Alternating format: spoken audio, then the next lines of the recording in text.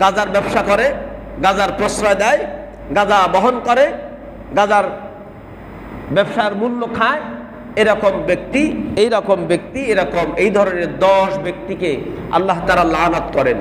দেখা যাবে কিছু টাকা পয়সা রোজগার করছে, গাড়ি আছে, বাড়ি আছে, বেশ নগদ পয়সার মালিক হয়েছে, কিন্তু তাতে ফলাফল জিরো। ফলাফল কি? জিরো। হয়তো তার জীবদ্দশায় শেষ হয়ে যাবে, অথবা তার পরবর্তী জেনারেশন নিঃস্ব হয়ে যাবে। কি বলেন? ইসলাম যেগুলির ব্যাপারে আমাদের সতর্ক করে, সেগুলি আমাদেরকে অবশ্যই সতর্ক হইতে হবে। একটা হত্যার ঘটনা নিয়ে আমাদের দেশ, এমনকি ইন্ডিয়া সহ তুলকালাম কাণ্ড চলতেছে। কি ফেসবুকে, ইউটিউবে, আমাদের প্রচার মাধ্যমে, পত্রপত্রিকায় শুনতেছেন না?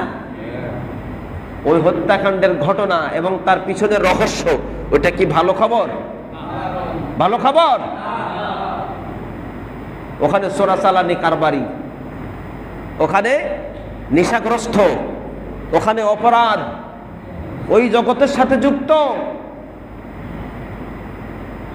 এই জন্য পরিশেষে পরিণতি হচ্ছে এটা যে তাদের জীবন দুনিয়াতেও শেষ, আখিরাতেও শেষ। আল্লাহ সুবহানাহু ওয়া তাআলা আমাদেরকে হেদায়েতের ব্যবস্থা করেন।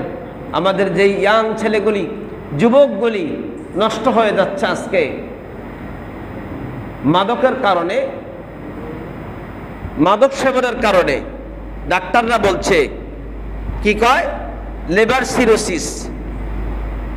লিভার সিরোসিস, লিভার মানে কলিজা, কলিজায় রক্ত তৈরি করে, পুরা শরীরে রক্ত তৈরি করে কলিজায়। আর মাদকের কারণে সর্বপ্রথম কলিজা নষ্ট হয়, তখন শরীরের আর রক্ত তৈরি হয় না, শরীরের রোগ প্রতিরোধ ক্ষমতা কমে যায়।